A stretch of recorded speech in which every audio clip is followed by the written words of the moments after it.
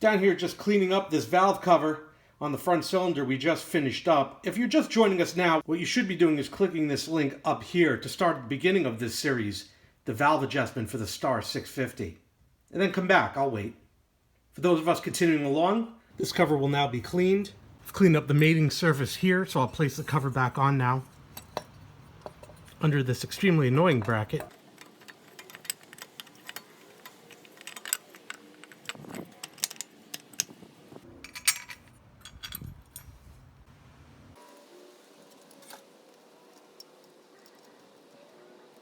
These are supposed to be torqued down to about 10 foot-pounds as well. That's it, that side's done. We go to the rear cylinder now. The process for the rear cylinder is similar. There are a couple of noted exceptions. I'll point that out as we go along. We're going to remove the cover here. We're going to be taking this hose with it as we do.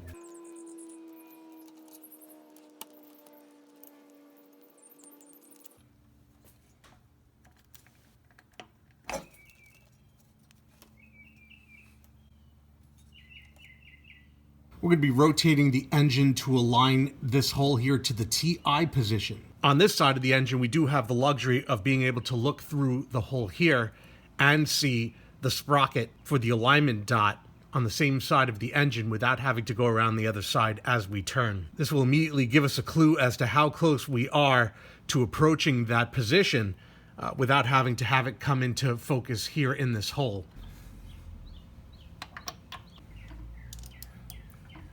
You see it's 180 degrees out.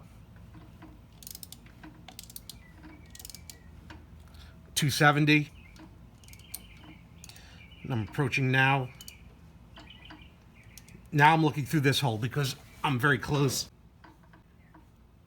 And there it is. We look at the sprocket. We see the dot is lined up to this top portion here, this notch. Down the inspection hole here, we could see the T and the I, or the T and the notch, perfectly lined up. We know we're ready to work on the rear cylinder now. We're going to work on the intake. We're going to remove this heat shield, just fold it out of the way, tuck it behind something, put it in that clamp right there to hold it steady so we're not blocking anything. Pop off the tappet cover.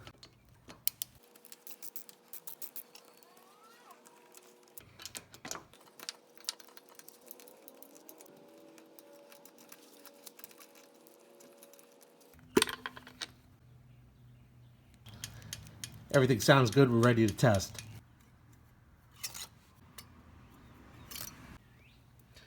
This one sits at 5. It's not out of specification. I'm going to bring this one in.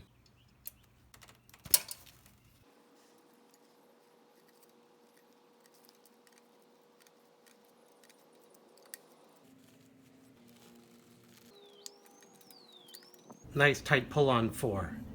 Perfect now. Cover cleaned, light oiling of the seal. And I've been saying about 10 foot-pounds, actually 7.5 foot-pounds. Right, just snug for these. I'll annotate it in the video for the other ones.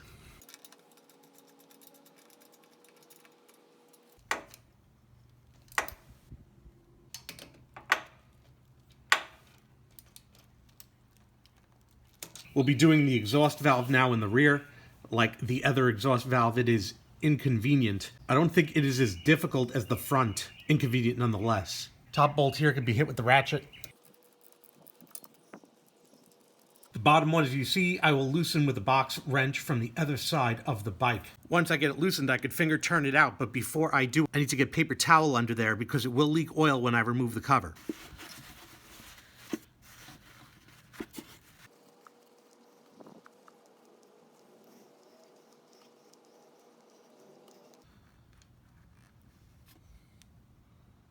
Make sure one last time that towel is in a suitable position. It's my last opportunity. I'll give it a couple wraps with this rubber end of the ratchet.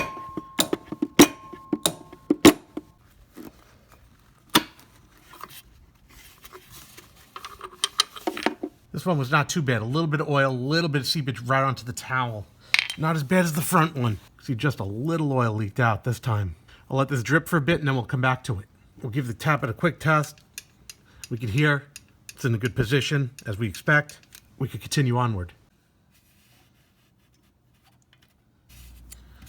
This is the first one that was right in the middle. I don't have to adjust. I finally caught a break. No adjustments to be made on this one. I'm going to clean up everything and close it right up.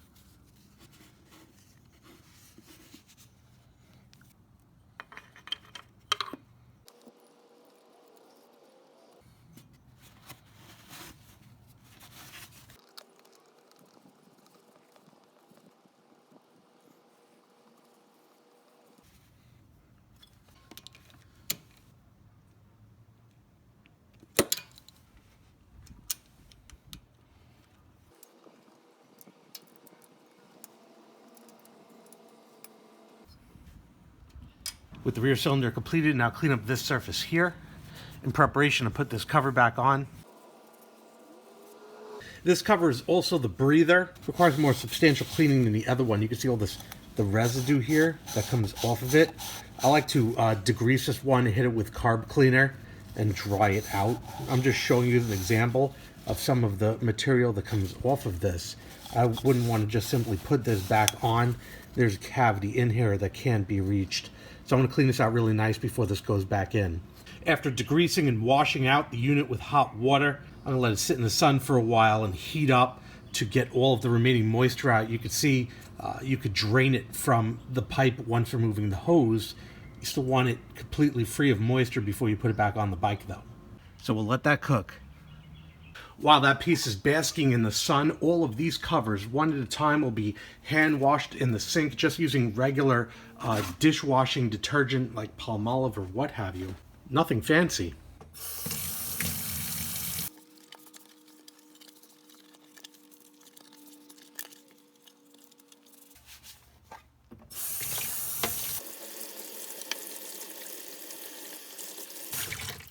All this does is remove the dirt from it.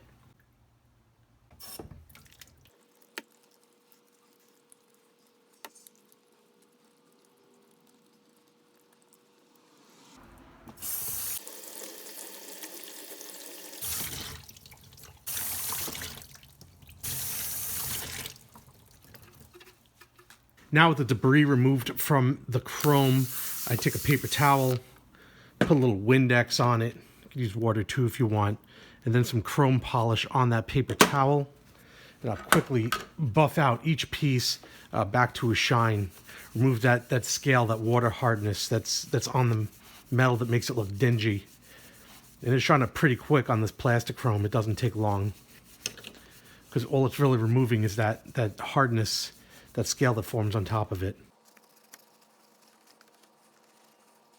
We see just a quick preview. Brand new under there.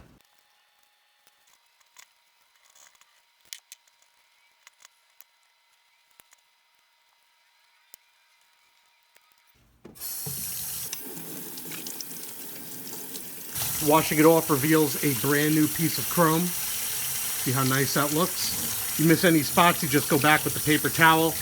But this will be dried off, remove all the fingerprints, ready to go on. I'll do this for all the pieces now.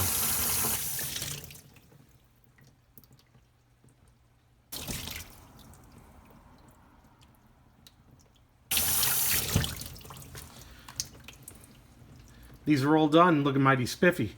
Should motivate you to do the rest of your bike. Having dried in the sun a good long while, we're going to put these back on the bike. I've lubricated the O-ring, reconnected the hose. Seat the cover back in, put our screws back in.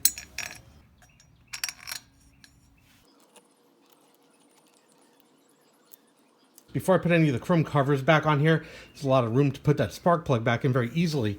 So I'm just going to put the spark plugs in now first because it's easy to do so. Never use a ratchet to put in the spark plug, always just hand turn them so you don't cross thread. Should always go nice and easy. Should never have any resistance. All the way to the end. See, now after it's fully seated, I just use the ratchet, just put a couple foot-pounds on it. That's it. Eighth of a turn. Or less. That's it. It's the only time I use the ratchet. Everything else is hand tightened. You don't want to cross thread it. You don't want to strip it out. That's all I do with the spark plug. We'll do the same thing for the one up front.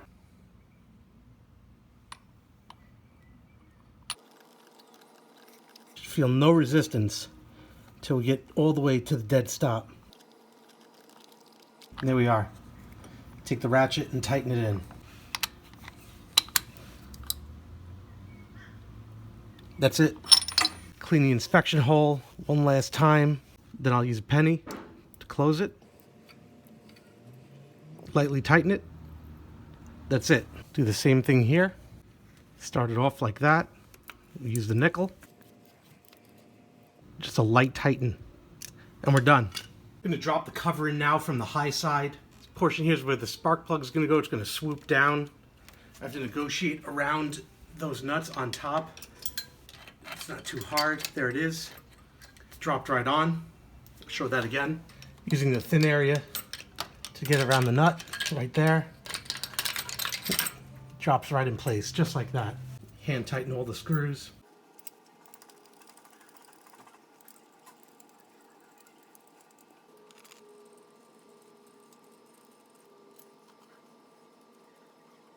After that, I'll snug them down. The cover with the smooth face goes up top. Side with this notch here in the corner faces forward. Carefully negotiated from the back, forward.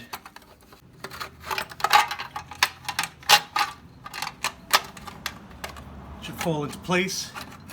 We can put the screws in. Again, hand tightening. Not all the way tight until all four are in.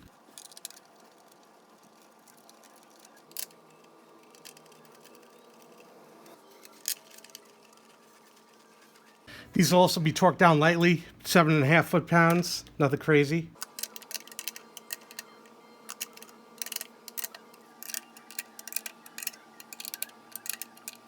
Now I'll wipe it down because I just spent so much time cleaning it. Might as well get the fingerprints off of it, make it look nice. That looks brand new.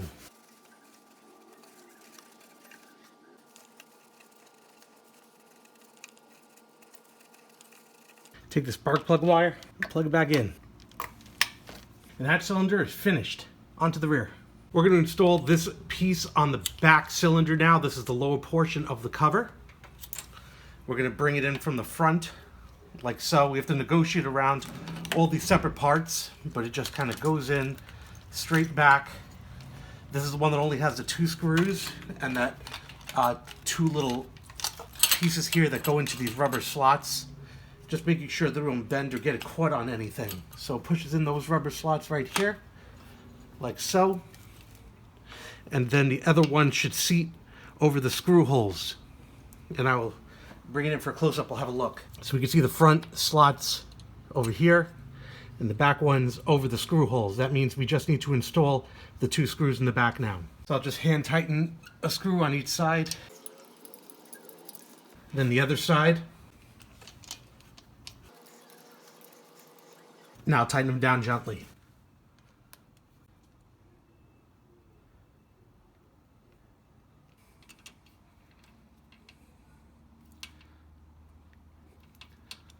Lower cover is now on, put on the top cover. Next is the top cover, and this cutout slot faces towards the rear. This is a cutout for the breather hose, so we're going to have to fit the breather hose back through here before we close it up. We're going to install the cover from the low side, being cognizant of the location of the breather hose. So we're going to come over the breather hose with the cover, lifting up all of these cables up and out of the way. Still remembering the location of the breather hose under here, that it doesn't get lost and stays by this piece. You can see the cover drops down and the breather hose is sticking up right here through that slot. That's where we want to be, and now we can put our screws through. I see that I used the wrong screws in the back here. I should have used these. I will swap them out. I've swapped out these. I'm going to have to do the same thing on the front because I got all the front ones backwards too. No problem. So now I'm putting in the correct screws and tightening them down, which I'll be redoing the front to get the correct screws on the outside. But this is what they look like. These are the nice ones. And then I'll tighten down this side, and this side will be done. I'll redress the front and show what the front looks like when it's correct. I want to show what the front looks like when you get it backwards though. So this is what it looks like when you use the inner screws on the outer side of the box. Wrong. I've now removed and reinstalled this head cover so that the correct bolts are now on the inside and outside as we see here. And with the back one installed, I will reintroduce this clamp back on this hose for the airbox. I'll now flip this coil back into position so that I may screw it down.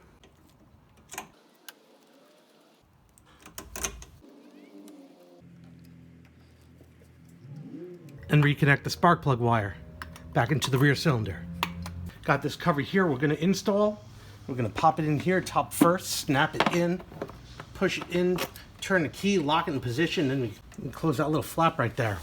And with that, I wipe down the valve covers one last time to remove any last fingerprints I might have left on here.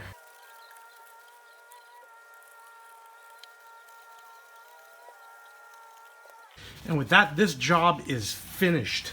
I can refer you to one of my videos for carburetor rebuild or installation above. Right here, I will post a link. But this concludes the valve adjustments on the Vstar 650. I hope you found this video helpful, entertaining, exciting, and wonderful. Please hit that like button below over here. It helps me a lot when you do. Subscribe for more videos. I hope you enjoyed it. Thanks for watching. Thanks for watching. Would you like to reply?